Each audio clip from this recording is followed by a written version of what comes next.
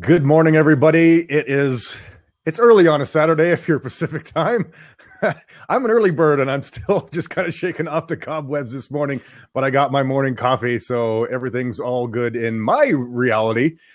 My name is Scott. I am a video producer with MBT, and the gentleman to whatever side you see him on is Tom Campbell, a former NASA physicist who is, let's see, how would we put it? Gathering evidence, I guess we would say, that we are living in a virtual reality, but with a twist over the traditional way of doing things. And on my other side is Vanessa. Say hi, Vanessa. Hi, guys. She's going to be interfacing with the crowd this morning and looking at the questions and engaging with all you guys. So since I'm sitting in the host chair for the moment, I decided I wanted to kick off with the first question for Tom. And it's because I want to kind of address, like, people like me. I came from, my family, spirituality was actually fundamental.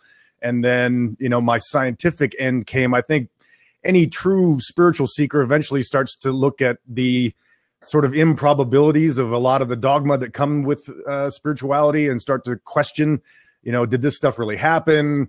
That kind of thing. And so, then I became a cosmologist, which led to me becoming a professional meteorologist. So then I dove into the science end of things. And it all sort of came full circle when I first started hearing you talk, because, I'd like you to kind of address, this is sort of a philosophy that would appeal to both spiritual seekers and atheists. Is that correct?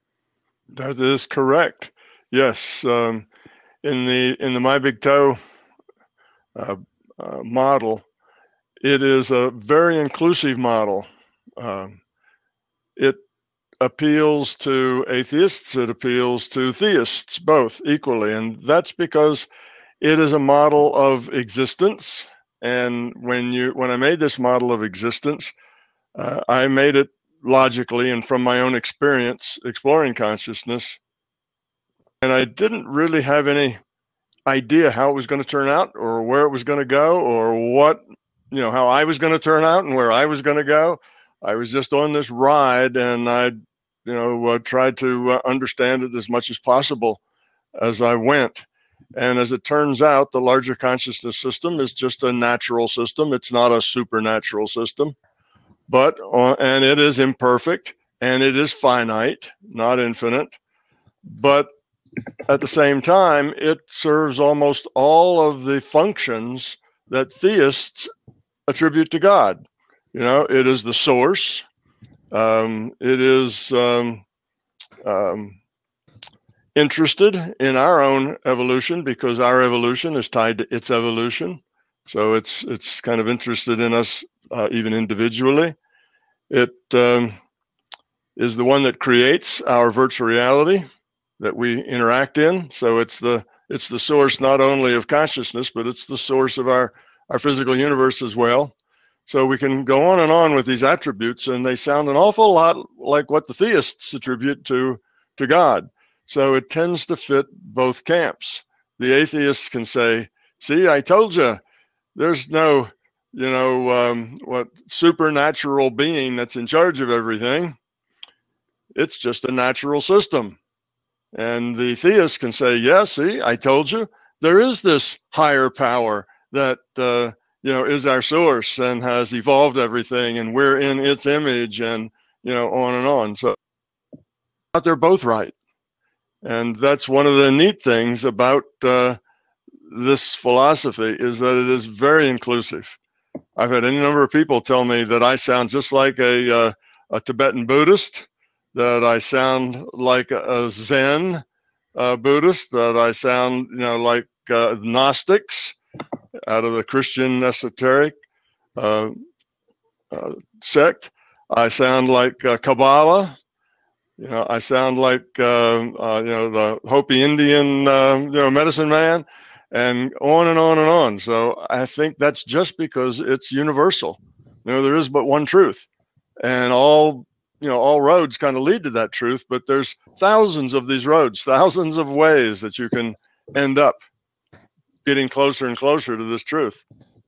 But they all end up to more or less the same thing. So that's kind of the good thing about the My Big Toe philosophy, and that is that it kind of talks to everybody. It doesn't really leave anybody out. I guess the only people it leaves out as a group are the people who are very dogmatic. Right. And whether they're dogmatic as scientists or whether they're dogmatic, in religion, doesn't matter. The dogmatic people get left out. But other than that, everyone else can find themselves in this ideology someplace.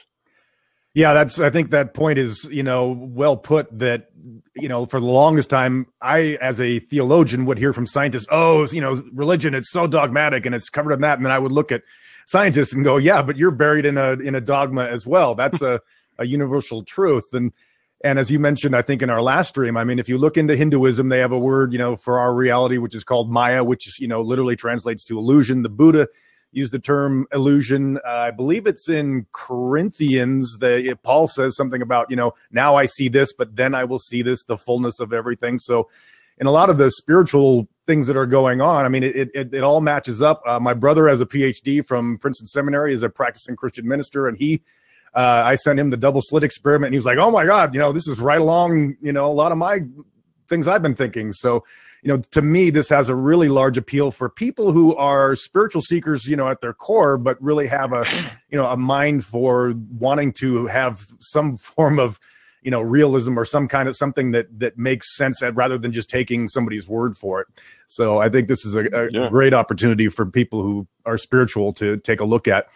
And it combines a lot of things, Scott, too. Mm-hmm. And that is, it unifies things. So now physics and metaphysics kind of become, part of one bigger thing. So it unifies that, the physical and the non-physical, mind and matter, they all become part of one bigger thing. The normal and the paranormal, that's another, all become part of a bigger thing. So rather than seeing all these little pictures that are exclusive one of the other, once you get to the bigger picture of understanding how everything fits together and is connected, then suddenly all of these things that seem like they're opposite, philosophy and science, they all are not opposite anymore. They're all just looking at the same thing from a different perspective.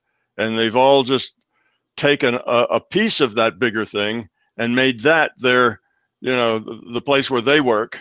And then, of course, it looks like everybody else's piece is somehow inferior and not as good or something. But they're all pieces of the same understanding. Right. Yeah. And I got to admit that as much as I've been, a seeker for a lot of years, the one thing that, once I got turned on to your philosophy, was one of the big things is looking at the subjective universe from somewhat of an objective way. That, I for the longest time, I was like, well, it's an objective universe, so you have to do this and it's going to prove that. And then, you started talking about that we might actually be able to somewhat prove the subjective. And suddenly I started looking around and realized that the vast majority of everything we encounter is subjective. And in fact, our subjectivity is largely what creates the reality that we're in. So. Absolutely. Yeah, science has limited itself to the objective, period. And anything outside of the objective world is not science. So that's their bailiwick that they've picked out, and they're kind of the master of the objective world. But if you think about it, probably 80% of everything we do in this life that's important or significant to us in any way is subjective. Most of where the meaning is, most of the content, most of the stuff that is really significant in our life is all in the subjective realm. It's not in the objective realm. The objective realm is just about the stuff. It's not really about what's significant and what's important. It's not about the love or the caring or even the fear or the anger or the pain. All of that's subjective. The quality of our life is primarily subjective. So then we have science that is totally, isolated itself just into that part of our life that is the least interesting and the least meaningful to us. But it is meaningful in that it's created a lot of gadgets and a lot of technology and a lot of things that enable us to talk like this all together, all sitting in our own homes, but talking to hundreds of people at the same time. It's not that the objective isn't important. It is important, but it's not the center of our life. It's something that's kind of off to the side of our life. Absolutely. And speaking of subjective, we have a lot of subjects that have been sending us some questions. So I thank the audience for letting me actually ask a question I want to get out there. But Vanessa, what's our first question? Okay, yes. First question is from Cheryl. Cheryl is asking, Tom, have you always had low entropy? Or did you have several lives that were hard where you lowered your entropy slowly over time? And about how many lives does it take to become a low entropy being like yourself? Well, I'm not any different than anybody else. I had to start at the beginning and work my way to wherever I am now, just like everybody else. And yes, I had many incarnations or experience packets, as I call them. And I struggled and struggled just like, everybody else struggles. And actually still struggling in the sense that, we're all struggling at whatever level in the evolution game we're at, then we're still trying to figure things out at that particular level. It never really ends. But the difference is that when you are at the beginning levels, the struggle is usually painful. The struggle is not nice. The struggle is something that makes you grit your teeth and swear. But the struggle, as you get a little further down the evolutionary path, the struggle is fun. And it's joyous, and it's interesting, and it's not at all painful or agonizing or difficult. I should take that back. It's still difficult, but it's difficult in a good, positive way. Sort of like doing a jigsaw puzzle or doing some other kind of puzzle is difficult, but it's still fun and interesting to do. So yes, I've learned a lot. I've learned a lot just in this incarnation.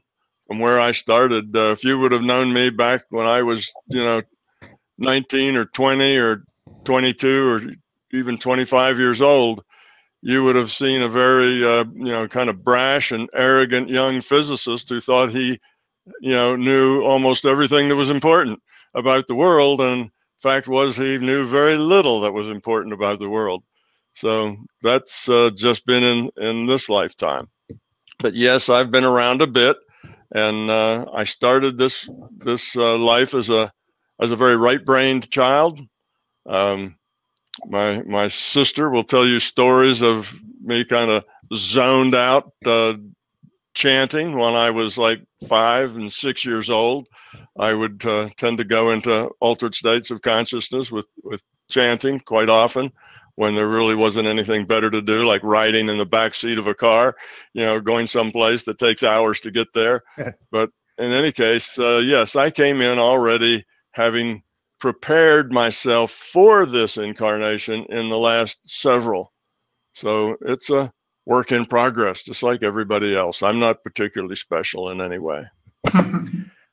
Well, it looks like we've got a lot of questions lined up, so why don't we roll to the next one? Yes, Jack has a question. Jack is saying, if our consciousness is limited by these physical bodies and brains that we're tied to at the moment, does that mean that when we die, we have more ability as consciousness, as we're no longer under any constraints? Can we think in much broader ways and process more complex information or concepts without the limitations of our biology? No, it doesn't work like that. The way consciousness and the body work together is that the body, the avatar, sets the constraints on consciousness as far as what the consciousness can do with that body. Okay, think of yourself as a player of World of Warcraft. The rule set in World of Warcraft limits what you can do with your elf, right? You can't say, elf, flap your arms and fly away, because elves can't fly. So you're limited to an elf that can't fly. And if your elf is hurt or wounded or has lost his hit points, then you have to deal with an elf that doesn't have any hit points anymore, has lost his spells. So it's that avatar, the elf, and the rule set that limit what the consciousness can do, the choices that can be made. So that's the role of the physical world, of the body. But it does not limit, that avatar does not limit what the consciousness can do as far as being consciousness goes.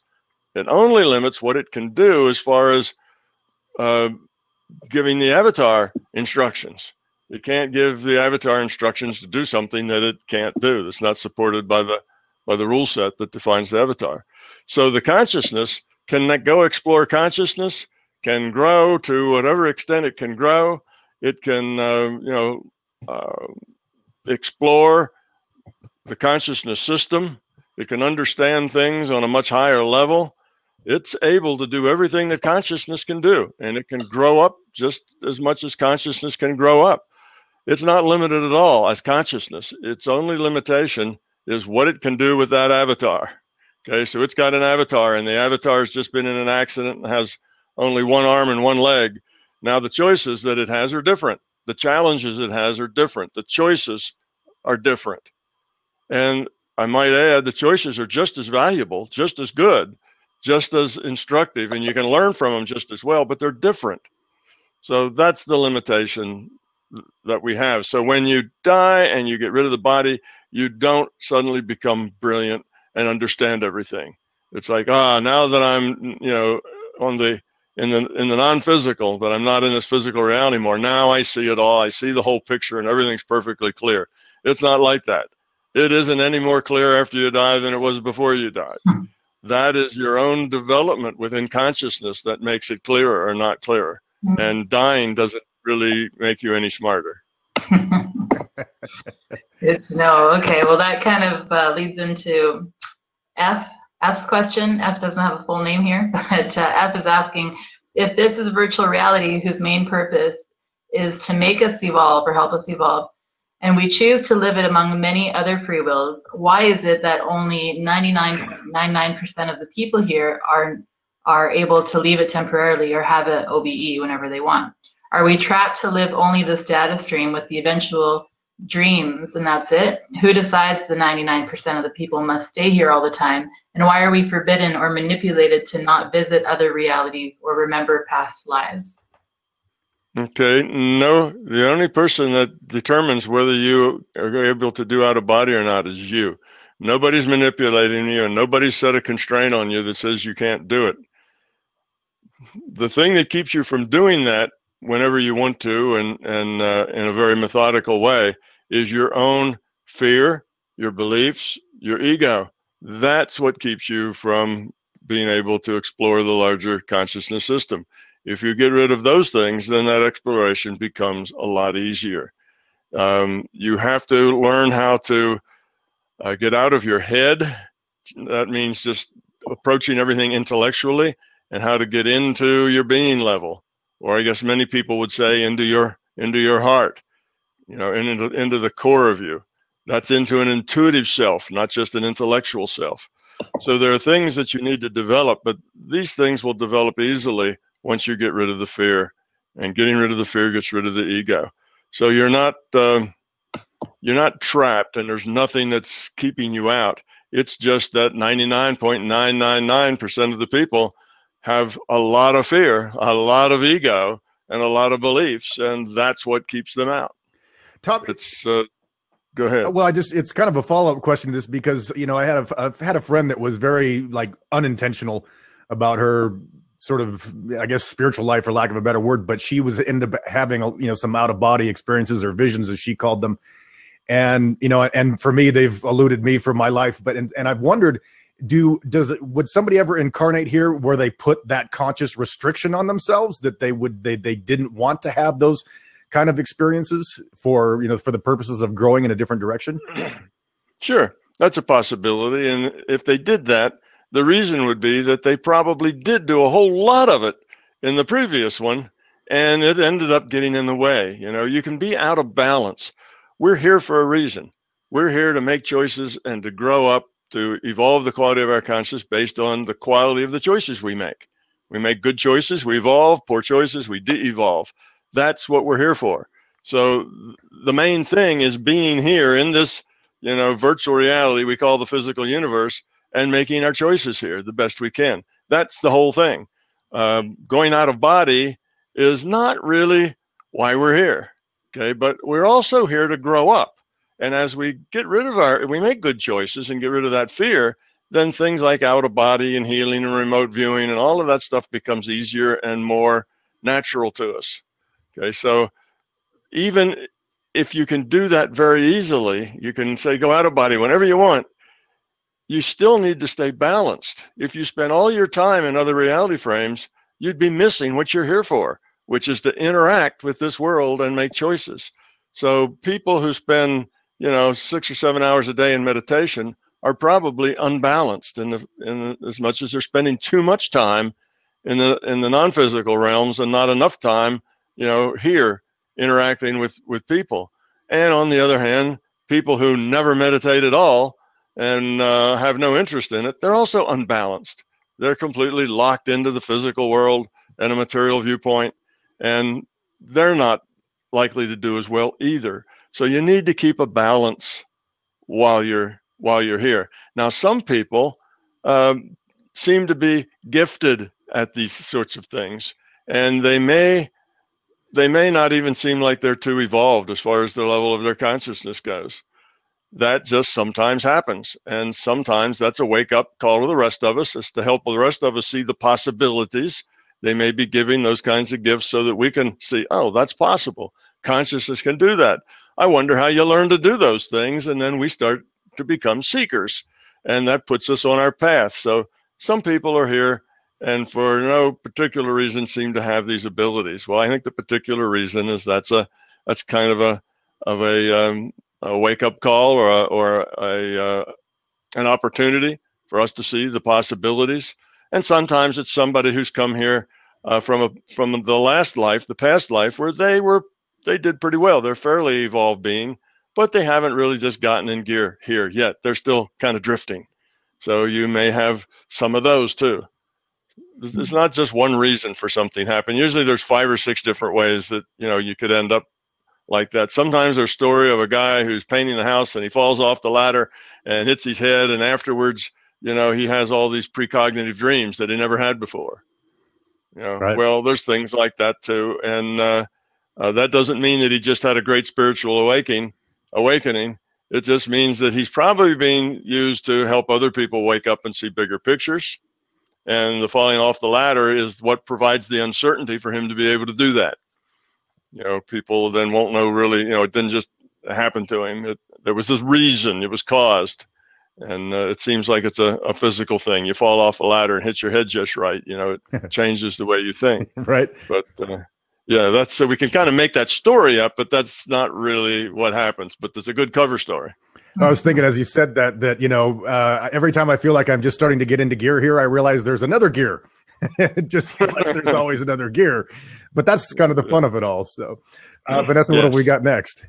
Yeah, Charles has quite a few questions. One of them here is, why does consciousness focus dim or click out? Does consciousness sleep? Where does it go? Why does our awareness go sharp or dim? What's the purpose? Well, there's a couple of ways to answer that. Of course, we click out every night when we go to sleep. That's one thing. But the consciousness isn't just biding its time, twiddling its thumbs, waiting for the sun to come up. Mostly that consciousness is still working, and we call those dreams. The consciousness in the dream reality is just like the consciousness in this physical virtual reality. It's making choices, and by those choices, it's evolving or de-evolving. So we work all day and then we work all night. Consciousness is kind of working all the time in that way. Now you are in delta sleep sometimes where you're not dreaming and you're not awake here. I think the body, from just the requirements of the rule set, the body needs some downtime for it to, continue to function.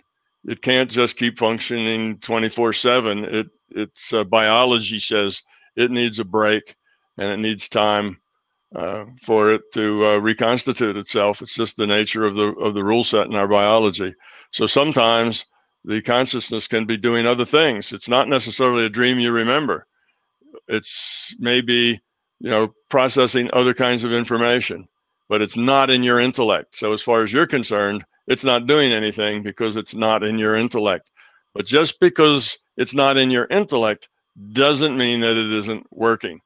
You're a multidimensional being, and you work on more than one level simultaneously at the same time. So your consciousness is functioning many times when you really don't know anything about it. It's just working in the background. So for you, that means it feels like your consciousness is turned off. Not necessarily. It's just turned off to your intellectual awareness. Okay. And then Peter also has quite a few questions. One of them being, Tom, why are you certain the virtual reality system wants us to have the awareness that we live in a virtual reality? Will this awareness not lower the intensity of our experience here? The awareness will certainly reduce fear, but will not the range and intensity of our emotions also decrease? Yeah. No, I don't think there'll be any negative issues with that knowledge. You see, you have to grow up in order to understand this bigger picture. It's a growing thing. Now, you could just understand it intellectually and not actually get it at a deeper level, but that won't help you any. You're not going to grow up much there. It won't change you any. You'll still be just the same as you were. But as you get a bigger picture, you get more efficient and effective at making better choices. If you don't have a big picture, then it's, my metaphor is you're like, a clueless player wandering around, in the playing field, having no idea what the game is.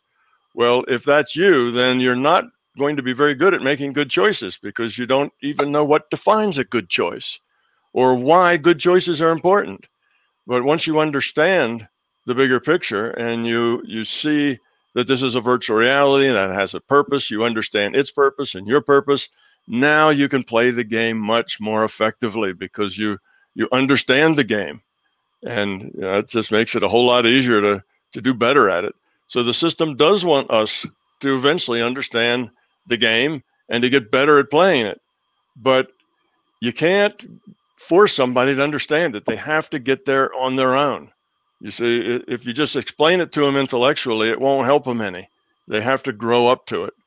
So it's good for us to wake up and see the game. It's good for us to understand that we're consciousness, not a body. It's good for us to understand that we are able to interact and to explore in the non-physical, larger conscious system. That's part of our heritage as consciousness, and to do those things. So all of that is fine, but it's not necessary. And that's an important point. You can evolve, as much as possible. There's no limit on your evolution. If you never explore consciousness, if you never go out of body, if you never do anything paranormal, that's not a problem. That won't hurt your growth at all. You can grow as much as as much as possible just from the choices you make here. The rest of that stuff is optional. And as you get a bigger understanding, well, the rest of that stuff kind of happens anyway, but it's not necessary. It's kind of a peripheral thing. So don't feel like that if you don't do paranormal stuff and you don't go out of body, then you can't grow up. Growing up is about making good choices here, not about using your consciousness to explore the larger system. Since we're reaching the halfway point, and speaking of making good choices, I did want to mention to the audience that if you didn't get the word, we have reached our minimum goal. I believe we're now at around 178K. Now, what we are hoping, as Tom had mentioned, I think in our last stream, that we were really, we'd love to be able to get about double that, because we're sort of at the equivalent right now that somebody said, hey, I just gave you $5 to get a meal. And rather than getting, McDonald's, we'd like to be able to really get some good nutrition and make this thing something that's going to be, we have the minimum right now. We'd really like to be able to do this well. And when we have this kind of an opportunity, I mean, now that we know this is going to happen, I think this is almost the better time that people are, trying to figure out if they want to help out. Some people say, well, you're past your minimum, I don't need to donate. But, now is really the time, because everything that we get added onto this is only going to be able to add to the amount of experiments we get to do, the quality of, the experiments we get to do. So if you're still kind of on the fence, definitely, think about giving us some money. Again, we're happy to take the $5 or the $10, but we do have a couple $10,000 rewards still left. I'm just pointing that out. But anyway. Yeah, that's right. That's right, Scott. We had to put down a minimum amount that we could actually do something fundamentally useful. Because in Kickstart, it's a take all or get none. You don't make your minimum, you get nothing. So you don't want to put your minimum too high or you're liable to walk off with nothing. You put it just at the point where you can get something done that's very useful and not any higher than that. But with more, we could do a lot more things that were useful, more experiments, better documentation, that sort of thing. So, I'm thinking that it's probably going to cost like 300,000 is maybe a more likely figure. But the 150 will allow us to do some of the basic fundamental experiments, which will help us then take the next step. So, it's wonderful. We got to that 150. Oh, everybody, kind of jumped up and danced a little and slapped each other on the back. And we were shouting that was great. We had made it. We're not going to walk away with nothing. And now we're thinking, oh, what else could we do? How many experiments can we get done? How good can this documentary be? So that's kind of where we are now, just anticipating, how much more we'd be able to do. Yeah, when the crowd, the day that we got close to funding, I went out, I hike a lot in the woods, and I happened to have a friend with me that time, and he knew what was going on, so I'm refreshing my phone while I'm out in the middle of the woods, and we crossed over it, and suddenly he saw me stop, and I looked up at the sky and said, "Yeah," really loud. So we all were doing some form of a jig when that happened. Yes. Excuse me. So, Vanessa, what do we got next? Yeah, thank you. George Scott just got a notification that he became a backer. And then Andrej Lazek is asking, where is your BTC wallet, so your Bitcoin wallet? We don't have that capability right now. I tell you what, I have been working on that, and I'm in process of doing that. T. Joe Bear and I have been talking about it. I just got overwhelmed with other things to do once this Kickstarter got it going. I got partway through the process of being able to accept Bitcoin, and I thought it was probably impossible to do that at Kickstart because Kickstart is the one that actually handles all the money, and there's nothing I can do to make Kickstart, do something different. So Kickstart's only going to do what Kickstart does, and I think there you're probably limited to a charge card or something. I don't think Kickstart has a lot of variations of the ways that you can give money here. But personally, my website, I'm going to, as soon as I get a little time to finish the process, be able to take Bitcoin and the other cryptocurrencies, so that those of you who would like to donate in that form will be able to do that at my website. And in a way, that's even better, because if it doesn't go through Kickstart, then we get 100% of it. Mm. So that's another advantage. Mm-hmm. If it so anyway, yeah, I'm working on that. I think I want to include that cryptocurrency crowd out there so they can deal in the form of money that they like best. And it'll probably be another couple of weeks. This week coming up is saturated. I've got to be 2 or 3 places at the same time almost every day, this week. So it's not going to happen this week, but shortly afterwards, I will have that ability to take Bitcoin at the website. Okay, and that is a good segue into Peter's question, who's asking you if you foresee cryptocurrency blockchain technology playing any role in assisting this paradigm shift that moves to virtual reality. Yeah, yes, I think, well, in a couple of ways. And, one way that I just mentioned, it'll be a way in which you can contribute to this adventure that we're all on. But in another way, the cryptocurrencies are doing a similar thing to what the web did. They are in a similar sort of thing. When the web came to us, it basically was a great leveler of the playing field. No longer did the trolls at the big corporations tell us what we could publish, what books could actually gain a readership, what music was going to be published and gain a readership. So rather than have the big giants kind of filter everything for us and let them decide what choices we had an internet that leveled that playing field, and anybody can publish a book. Anybody can say whatever they want and publish that, and it can be seen by hundreds of thousands of people. So it was this great leveling of the playing field and subverting, if you will, the powers to be that used to control all of those choices for us. And the Bitcoin's doing a similar kind of thing. They are circumventing all of the financial process that goes on that primarily feeds the big boys, the big banks and others. And by getting out of that system and creating their own system that is basically an internet-based system, they are kind of doing a run around the big players and the control that the big players have. So all of that, I think, is working toward a new paradigm of going from the power held by a few to the power held by many. We go from a top-down authoritarian social structure to more of a social structure that's bottoms up, and we all have a chance to have our voice heard. So I think that's good news, and that is on the same path that we're going as far as this being a kinder, gentler place where we can care more about each other and less about ourselves. So yes, I believe we're all kind of headed in a similar direction, and there's many different pathways that can get us there. The people that are concerned about sustainable economics and sustainable ecology and so on, that's all part of the same thing. We're having the kind of the taking the power to make those choices away from a few people and distributing them across a lot more people. And I think that's a good thing.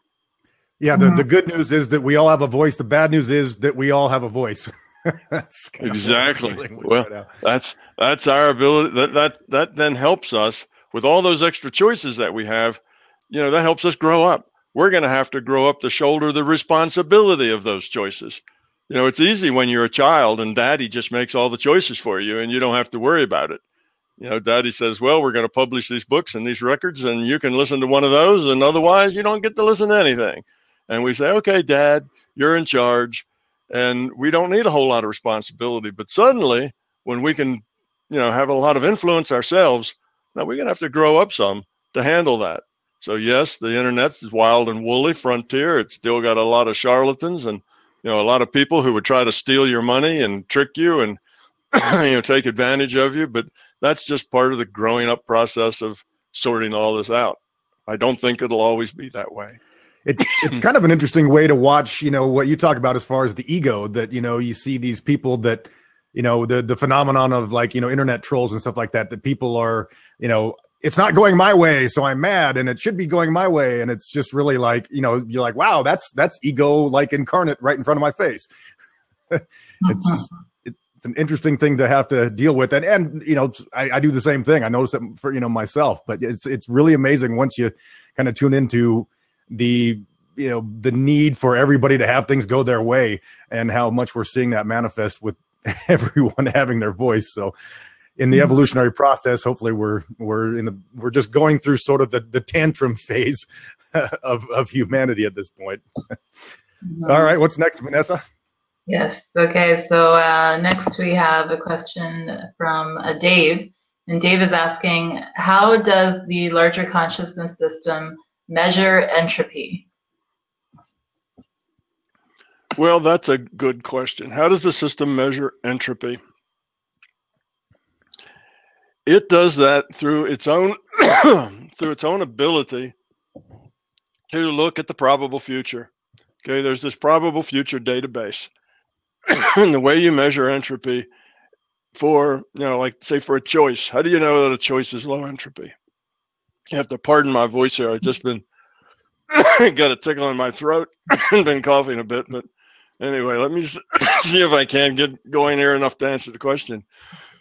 Everybody has a voice, but Tom's is just a little bit impaired at this moment. Yeah, right. I'm going to take one of these lozenges and maybe that'll help. Anyway, it has this larger consciousness system, and that system allows it to project forward the results of any particular choice. Well, if I make this choice, how will that affect others? How will that affect the other choices, that others make? And where does that go? Does it go to a place that has more order, more caring, or less order? What does it do? Does it create trust? Does it create cooperation, or does it, break trust and make people less likely to cooperate? So it looks at the probable interaction of a choice and decides whether that's a high entropy or a low entropy choice. So that's kind of how it judges. But, all right, let's get over this. All right. But mostly it just works out on its own. It doesn't have to be measured, in the sense that if we make bad choices, that just naturally affects other people in ways that annoys them, which encourages them to make bad choices, and so on. So the entropy just happens. As we interact with each other, the entropy just happens however it happens. If we make good choices, caring choices, that helps other people make better choices, and the entropy just goes down. So it's not really like day to day and every moment one has to measure the entropy. Entropy just is a natural part of a system as the system interacts. Now, where you need to measure it perhaps is if you want to assess how somebody's doing. What they've done over the last 10 years. Have they been lowering their entropy or raising their entropy? And there you could just look in the history database, look at the probable future, and you could have some idea of how they're doing or what they're doing. But that's not really a thing that one has to do very often. You can do that on yourself. You don't need any particular entropy measure meter for that. Your entropy meter is your feelings. Look at your feelings. If your feelings are very positive, then your entropy is low. If your feelings are always, love, caring, happiness, joy, satisfaction, if that's your life, then you're a low entropy being. If your life is aggravation, anger, annoyance, stress, anxiety, that sort of thing, then you're a high entropy being. That's just the difference. So everybody's carrying around an entropy meter in their feelings. Just look at your feelings, and that'll tell you how you're doing. If your life is a big struggle and constantly you're annoyed and aggravated and in pain, then that is an indicator that your entropy is too high. You need to make better decisions. You're making them in a self-focused, self-centered way. So that's how we kind of get a sense of our entropy and where we are in this thing. So we can kind of measure our own entropy as we go. Right. Okay. And that's in this physical reality. But Raymond's asking about in the non-physical reality. So he's saying, does the non-physical player have a personality of their own? Do they have uniqueness? Do they laugh and joke around? So my ego and personality is having a difficult time accepting that one day our personalities will be gone. It sounds like non-physical reality will be rather boring and rigid, a constant to keep busy and grow the higher consciousness, is my thinking. Yeah, well, it's not like that. Yes, non-physical beings have senses of humor. They can laugh and joke around and all do all that sort of thing. Yes, that's just a part of consciousness. Having that, joy is a part of consciousness. And if you're just sitting there numb and not really feeling anything, that's not a lot of joy. That's kind of neutral, and we're talking about consciousness being happy, being joyful, being caring, and it has to be engaged as well. It can't just be kind of sitting, staring off into space. That's not the way it is. You have to be engaged, interacting with other beings.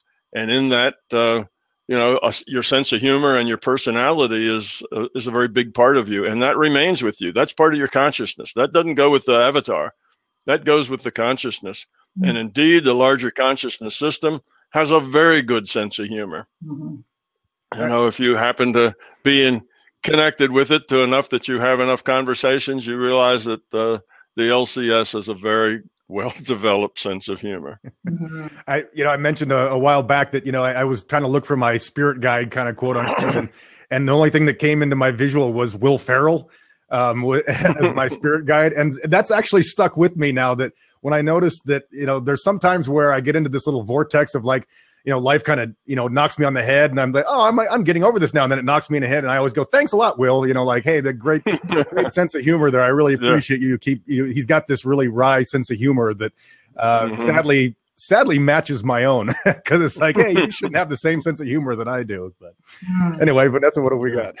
Yeah, no, that's interesting that you talking about non-physical beings. So they also experience emotions then, non-physical beings. Sure. Sure, they do. And if they are, and just because you're a non-physical being doesn't mean you're grown up. That's like that question, do you suddenly get, wisdom when you die? No. There's a lot of non-physical beings, and by that I mean beings who don't have a body in this virtual reality or any other virtual reality. There are a lot of those who aren't very grown up.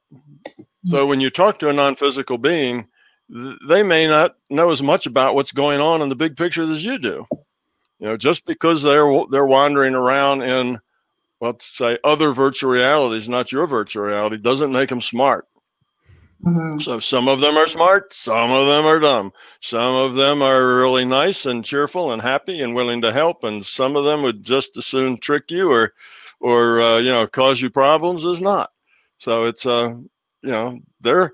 they have different levels of quality of their consciousness as well. They're just not generally, unless they're in a virtual reality like ours, they're just not learning as fast because they don't get challenged as much. Our virtual reality is wonderful because it challenges us a lot. And if you're in a non-physical or like a dreamlike reality, you're not challenged so much. It's a much softer space to be in. It's not quite so harsh. This is a harsh reality that we live in. There are consequences for everything you do. Yeah. Dream reality, not so many consequences. It's the consequences just kind of fade off. You don't really have to pay the price. Here you do. That's the major difference. So this is the fast track. We're in the learning accelerator here. But that means it's hard and there are consequences and it takes a lot of effort to succeed. But when you do succeed, you can succeed, in large measure here, where it's hard to do that other places. And that's why it can feel like for some people that this is prison for our spirits, or that this can seem like hell. A lot of people see it that way. Yeah. Well, I've heard that. I've heard a thing that is floating around the internet.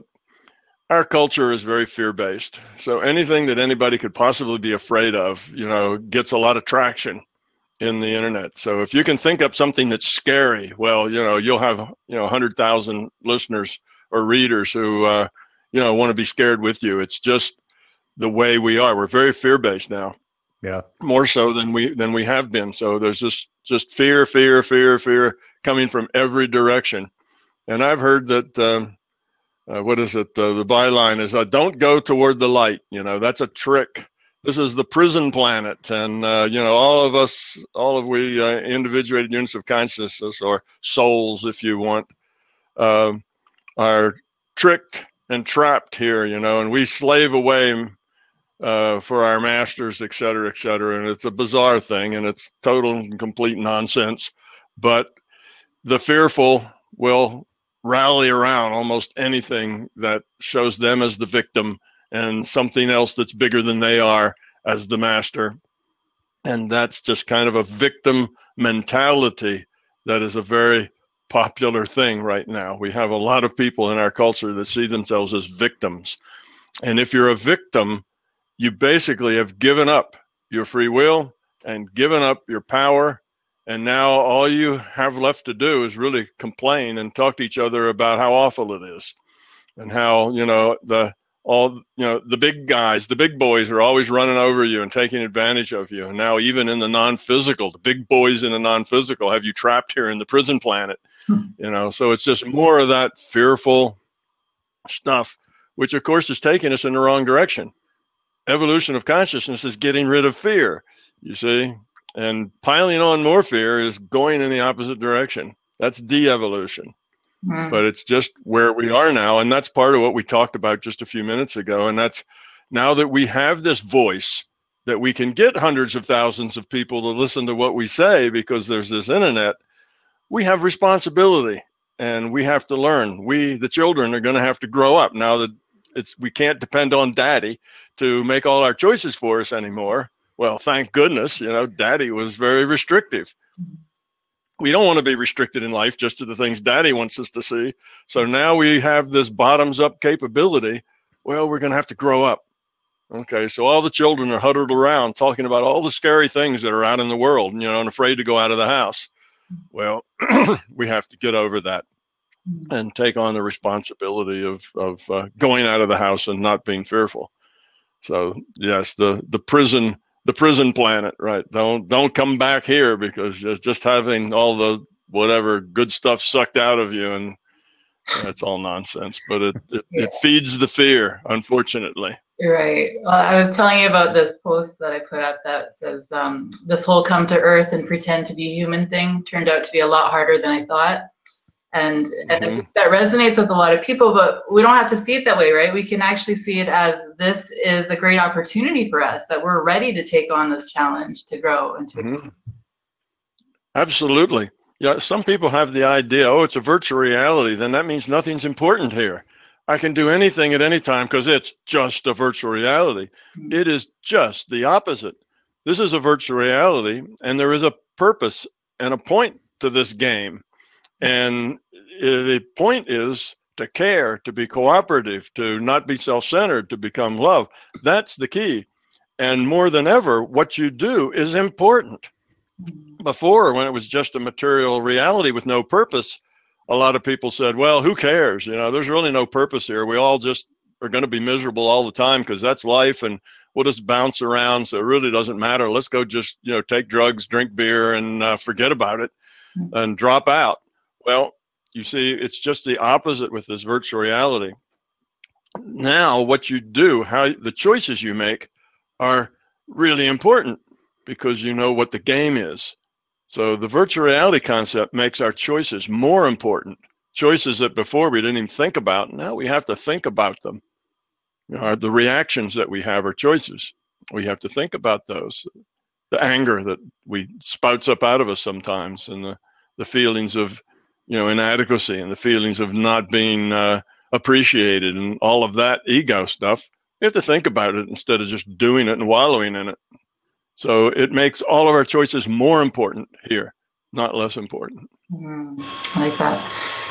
Okay, so we have about 7 minutes left to try to get in as many questions as we can. I think we still have about 10 more questions. Peter's asking here a question about Anita Moorjani. She's one of the most loving Hay House authors.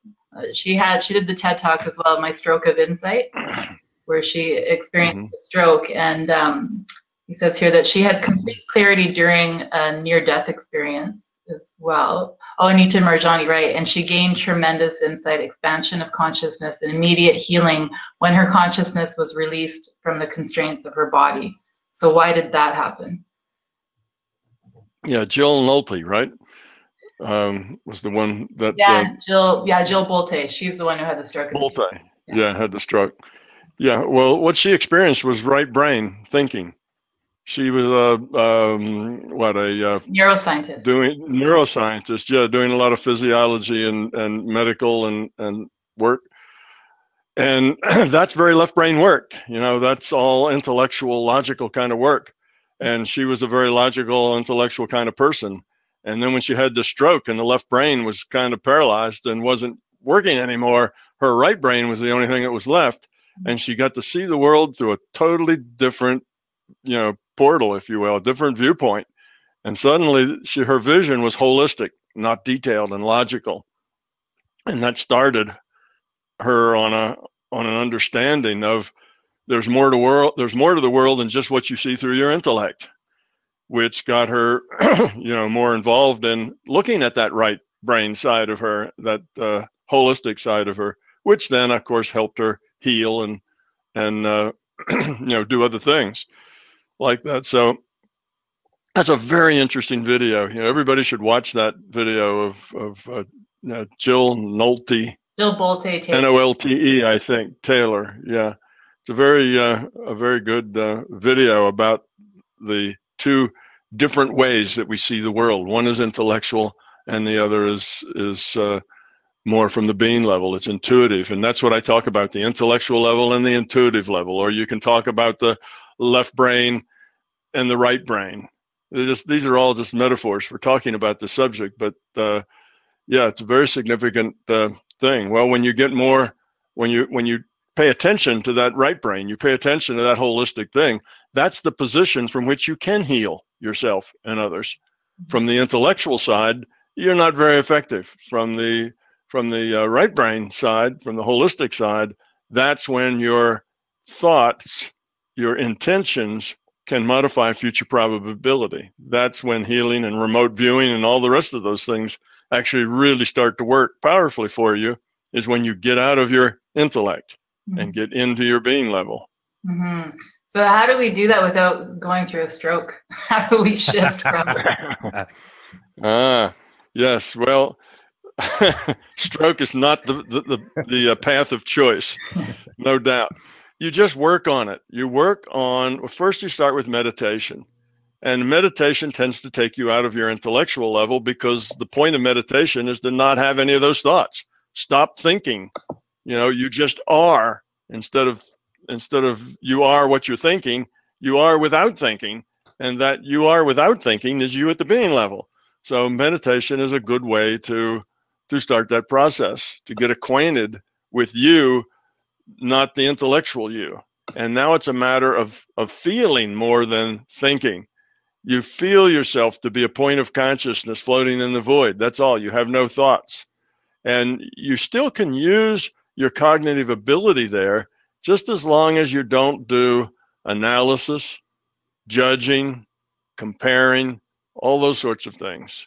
You can use your intellect as a director, but it's not something that is sorting and analyzing. As soon as you do that, you're back up into your intellect.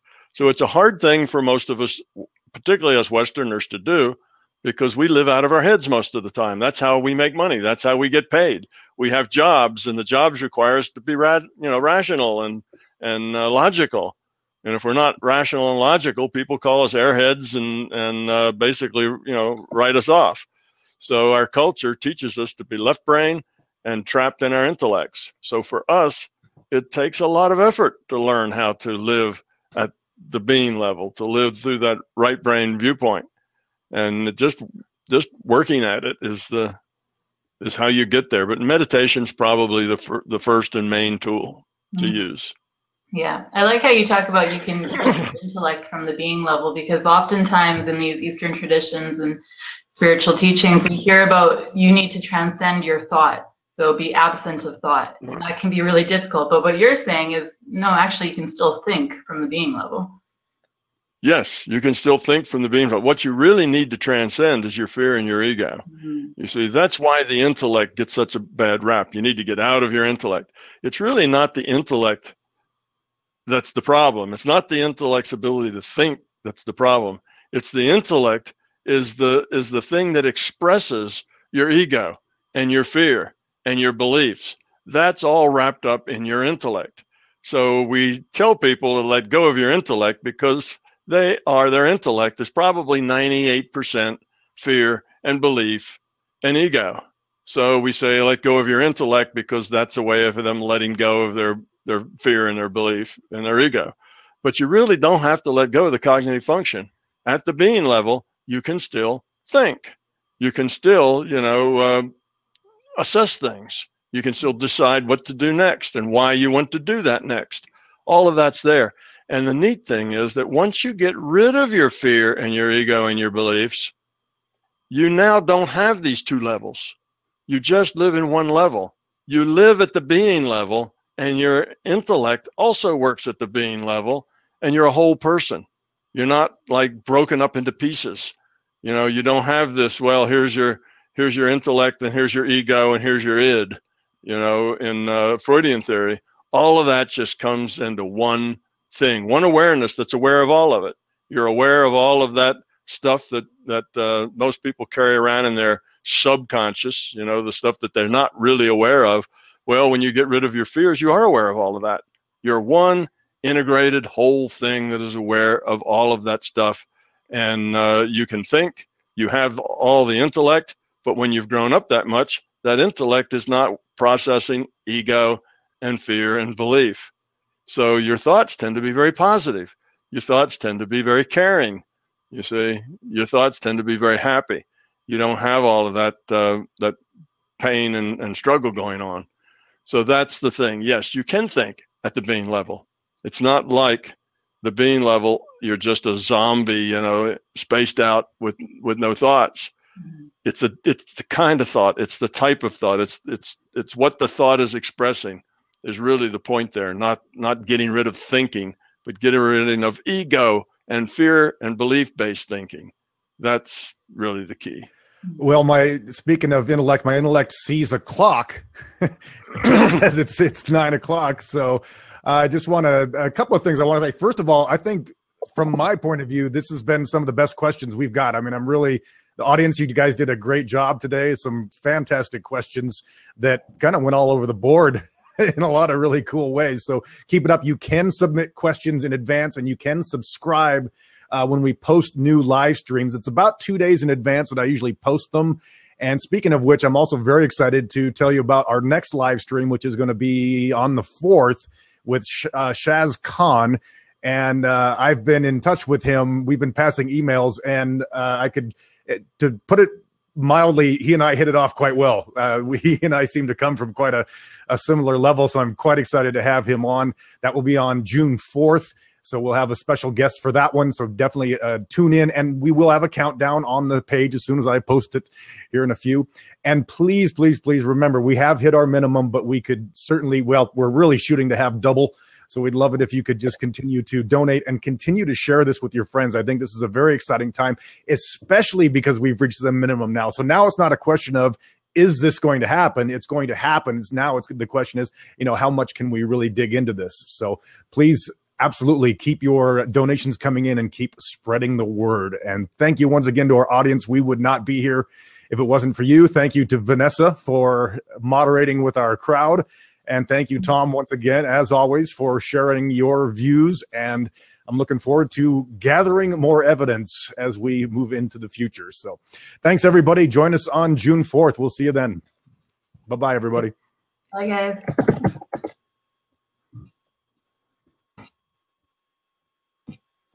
All right.